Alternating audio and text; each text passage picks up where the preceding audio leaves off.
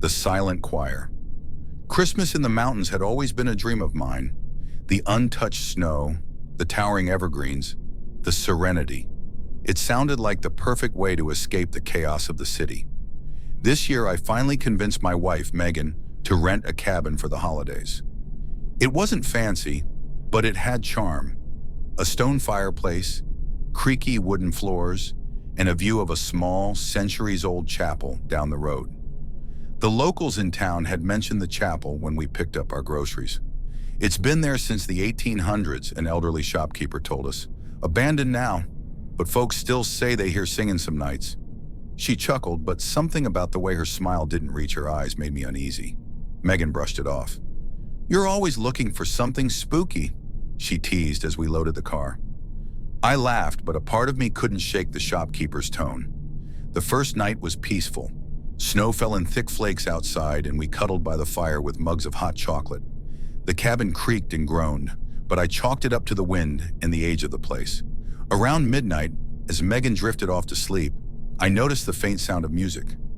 At first I thought it was the wind, but then I realized it was singing, soft, ethereal voices floating through the night. I got up and looked out the window.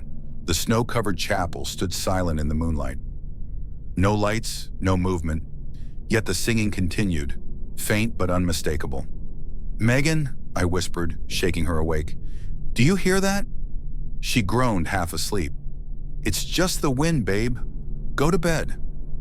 But it wasn't the wind. The next day, I couldn't stop thinking about the singing. Megan dismissed it as my imagination, but when night fell, I sat by the window listening. At first, it was quiet, but around midnight, the voices returned. Closer this time. It was a haunting melody, harmonized in a way that sent chills down my spine. It wasn't joyful like a Christmas carol. It was mournful, almost like a dirge. I woke Megan again. This time she heard it too. "What the hell is that?" she whispered, her eyes wide. "I don't know," I said, staring out at the chapel, "but it's coming from there." We stayed up listening until the voices faded just before dawn. The next day, we decided to explore the chapel. Megan wasn't thrilled about the idea, but curiosity got the better of both of us. We trudged through the snow, the air sharp with cold, and pushed open the heavy wooden door. The inside was dilapidated, the pews rotting, and the altar covered in dust. Faded murals of saints adorned the walls, their faces peeling and warped. A chill lingered in the air, colder than outside. "What do you think they used it for?" Megan asked, her voice echoing in the empty space. "Mass, I guess. Funerals, maybe," I replied, though I felt like I was intruding. As we turned to leave, I noticed something etched into the wall near the door, a symbol I didn't recognize. It looked like a twisted version of a cross, surrounded by concentric circles. It wasn't comforting. That night, the singing returned, louder than ever. This time, and when I looked out the window, I saw them. Figures in dark robes stood in a circle around the chapel. They were barely visible against the snow, but the glow of the moon outlined their forms. They swayed as they sang, their heads tilted toward the sky. "Megan," I hissed, shaking her awake. She joined me at the window, her face pale. "What the hell?" I grabbed my phone to call someone, anyone, but there was no signal. Around 2 a.m., the singing stopped abruptly. The silence was almost worse. Megan and I sat frozen on the couch, every creak of the cabin making us jump. Then the knocking began. It was slow and deliberate, coming from the front door. Knock, knock, knock. "Don't answer it," Megan whispered, clutching my arm. "Of course not," I said, though my legs felt like jelly. The knocking moved, now coming from the windows. One by one, the glass panes rattled as if someone, or something, was testing them. We retreated to the bedroom, locking the door and pushing the dresser in front of it. But the knocking didn't stop. It seemed to surround us, echoing from every wall. Then we heard footsteps in the attic. "I thought this place didn't have an attic," Megan whispered, her voice trembling.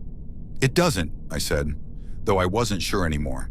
The footsteps were heavy, deliberate, and moving closer. Suddenly, a loud crash came from above us, followed by a dragging sound. Megan was crying now, and I felt utterly powerless. The dragging stopped, replaced by a faint, raspy whisper. At first, I couldn't make out the words, but then they grew louder. "Join us! Join us! Join us!" I screamed at it to leave us alone, but the whispering only turned to laughter, cold, hollow, and echoing. When the first light of dawn crept through the windows, the noises stopped. We didn't waste a second. Throwing our belongings into bags, we ran to the car and sped down the mountain, not even bothering to clear the snow from the windshield. When we reached the safety of town, I told the locals what had happened. They exchanged uneasy glances, but one old man finally spoke. "That chapel hasn't been used for 100 years, he said. "Not since the choir disappeared during a Christmas Eve service. They say they still sing, looking for new voices to join them." We left that town and never looked back, but every Christmas I hear them in my dreams. The mournful melody, the knocking, and the whisper, "Join us."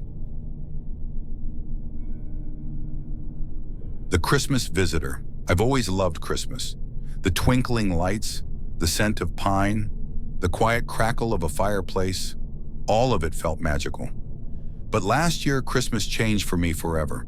It's something I can barely talk about without shivering, but I'll try. It started when my wife, Emily, and I decided to rent a cabin in the mountains for the holidays. We were both burned out from work and wanted to escape the noise of the city. The cabin was everything we'd hoped for: secluded, cozy, and nestled in a snow-covered forest. It felt like stepping into a Christmas card. On Christmas Eve, we decorated a small tree we'd picked up in town, strung some lights around the windows, and settled down with hot cocoa. Outside, snow fell in heavy flakes, blanketing the world in silence. It was perfect, until it wasn't. Around 8 p.m., Emily looked out the window and frowned. "Did you build a snowman?" she asked. I shook my head. "No. Did you?" "Of course not. But there's one right there." She pointed, and I joined her at the window. Sure enough, a snowman stood in the yard, about 20 feet from the cabin. It wasn't the cute kind with a carrot nose and coal buttons. This one was crude, lumpy, and hunched, with two jagged branches sticking out for arms. Its head tilted unnaturally to the side, like it was watching us. "Maybe one of the neighbors built it," I said, though I knew that didn't make sense. The nearest cabin was miles away. Emily laughed nervously. "We're overthinking it. Let's just enjoy the night." I nodded, but I couldn't shake the feeling that something was off. When I looked out the window again an hour later, the snowman was closer. By 11 p.m., the wind had picked up, howling against the cabin. Emily had gone to bed, but I stayed up reading by the fire. That's when I heard it. Crunch, crunch, crunch. Footsteps in the snow. They were slow and deliberate, moving toward the cabin. I froze, my heart hammering. The curtains were drawn, but I didn't dare peek outside. The footsteps stopped just outside the window near the fireplace. I held my breath, waiting for something. A knock, a face pressed against the glass. But there was nothing, just silence. After what felt like an eternity, I crept to the window and lifted the edge of the curtain. The snowman was gone. I rushed to the bedroom to wake Emily. "There's someone outside," I whispered. She groggily sat up. "What are you talking about?" I told her about the footsteps and the missing snowman. She looked skeptical, but agreed to check it out with me. We grabbed flashlights and cautiously stepped onto the porch. The snow was deep, but the wind had cleared patches, revealing a trail of footprints leading away from the cabin. "They're barefoot," Emily whispered, her voice shaking. She was right. The prints were human but oddly large, with long, bony toes. They led into the woods, disappearing into the darkness. "Let's go inside," I said quickly. Emily didn't argue. We locked the doors and windows, double-checking every latch. Emily suggested calling the police, but our phones had no signal this far up the mountain. "We'll leave first thing in the morning," I promised, though the thought of stepping outside again terrified me. Around midnight, the knocking began. It started softly, a gentle tap, tap, tap on the front door. Emily and I huddled together, too scared to move. The knocking grew louder, more insistent, until it sounded like someone was pounding with their fists. "Who's there?" I shouted, my voice cracking. The knocking stopped. For a moment, there was silence. Then a voice, low and gravelly, whispered through the door. "Let me in." Emily clung to me, her nails digging into my arm. "Don't open it," she begged. I didn't plan to, but then the voice changed. It became higher, familiar. "Please, it's so cold out here," it said, sounding exactly like Emily. I looked at her in disbelief. Her lips were trembling, but she shook her head. "It's not me," she whispered. The pounding resumed, shaking the door in its frame. The thing outside began to laugh, a deep, guttural sound that made my stomach turn. And then, as suddenly as it started, it stopped. We stayed awake the rest of the night, clutching a fire poker and a kitchen knife for protection. When dawn finally broke, we decided to leave immediately. But as we packed, a strange smell filled the cabin, rotten and metallic, like decaying meat. It was strongest near the attic door. "We should check," Emily said reluctantly. "No way," I replied, but she insisted, saying we couldn't leave without knowing what was up there. I climbed the ladder slowly, flashlight in one hand, fire poker in the other. The attic was freezing, my breath visible in the beam of the light. At first, I saw nothing but old boxes and cobwebs. Then my flashlight landed on it. The snowman's head was sitting in the middle of the attic floor, its crooked twig mouth twisted into a grin. Scattered around it were clumps of snow, though the roof above was intact. And in the corner, scratched into the wooden beams, were the words, "I'll be back next Christmas." We didn't stick around to see what else it had planned. We threw our things into the car and sped down the mountain, not stopping until we reached the safety of a crowded diner in the nearest town. When we told the locals what had happened, they exchanged uneasy glances. "People around here know to stay away from that cabin," one old man finally said. "It's been abandoned for years. No one lasts more than a night or two."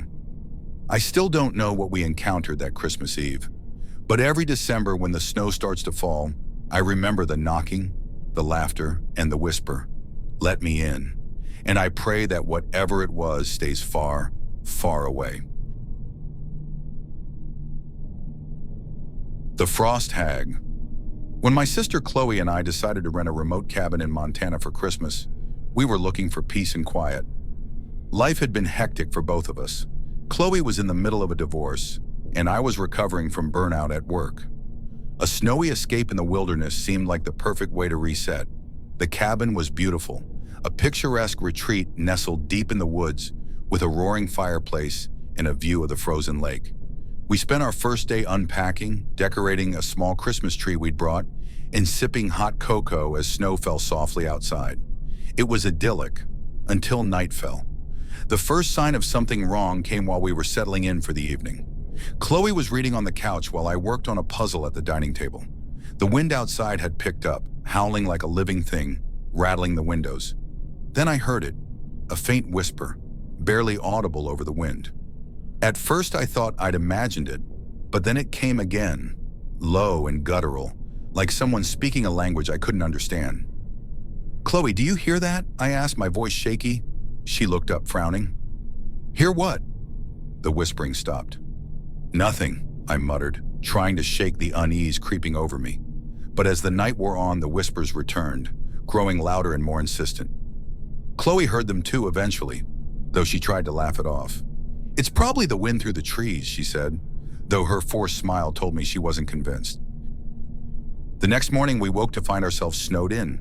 Overnight, a blizzard had buried the cabin in nearly 3 feet of snow. Our car was completely inaccessible, and the nearest town was miles away. We spent the day trying to keep busy, but the isolation was beginning to wear on us. By afternoon, the whispers had returned, this time accompanied by soft thuds on the roof, like something or someone walking above us. Chloe and I were debating whether to try hiking to the main road when there was a knock at the door. We froze, staring at each other in disbelief. Who could possibly be out here in this weather? Against my better judgment, I opened the door. A woman stood on the porch, her face pale and gaunt, with ice clinging to her hair and clothes. She was wrapped in a tattered shawl, her thin hands clutching a bundle to her chest. "Please," she said, her voice little more than a whisper. "I need help." Her accent was strange, almost old-fashioned, but her desperation was clear. "Come in," I said, stepping aside. She entered slowly, her movements stiff and deliberate. Chloe brought her a blanket and some tea, but the woman barely acknowledged us, her dark eyes scanning the room as if searching for something. "What happened to you?" I asked. I lost my way, she said simply, her voice distant. We tried to get more out of her, but she only gave vague answers, her attention fixated on the fireplace. That night, as the blizzard raged on, the whispers returned, louder than ever. Chloe and I huddled in the living room, the fire our only source of light, as the sound of footsteps circled the cabin. The woman had disappeared. One moment she was sitting silently by the fire, and the next she was gone, leaving the front door wide open. Snow and wind howled through the gap, extinguishing the flames and plunging us into darkness. "Where is she?" Chloe whispered, clutching my arm. Before I could answer, a low, guttural laugh echoed through the cabin. It was coming from everywhere and nowhere at once. Then we saw her. She stood in the doorway, no longer the frail woman we'd let in, but a monstrous figure cloaked in frost and shadow. Her face was twisted and skeletal, her eyes burning like cold blue flames. Long, talon-like fingers stretched out from beneath her shawl, and her breath came in icy gusts that froze the air around her. "You shouldn't have let me in," she hissed, her voice like the crack of breaking ice. We bolted for the bedroom, slamming the door behind us. Chloe pushed a dresser in front of it, while I searched desperately for something, anything to defend us. The whispers grew louder, mingling with the sound of claws scraping against the walls. "She's inside," Chloe whispered, her face pale with terror. The window shattered and an icy wind filled the room. The frost hag stepped through the opening, her skeletal form illuminated by the pale moonlight. I grabbed a fire poker, swinging it wildly as she advanced. The metal connected with her arm, but instead of recoiling, she laughed, a hollow, chilling sound that made my blood run cold. "You cannot harm me," she said, her voice reverberating in my skull. Desperate, I remembered something my grandmother had once said about spirits. "Fire and salt," she told me. "They fear fire and salt." "Chloe, the fireplace!" and I shouted. She understood immediately, grabbing a handful of salt from the kitchen and tossing it at the hag. The creature shrieked, her icy form hissing and steaming where the salt touched her. I lit a piece of wood from the broken fireplace and thrust it toward her. She recoiled, her form flickering like a dying flame. "You cannot drive me out," she snarled. But with every step forward, every toss of salt, she grew weaker, her form dissolving into mist. Finally, with one last ear-piercing scream, she vanished, leaving only the sound of the wind outside. The blizzard ended the next morning, and a group of snowmobilers found us as we were digging out. They didn't believe our story, of course, but we didn't care. We left the cabin that day, vowing never to return. Now every Christmas I can't help but shiver when the wind howls through the trees, because sometimes when it's especially cold and quiet, I swear I can hear her whispers. Thanks for watching. Like and subscribe so you don't miss the next one.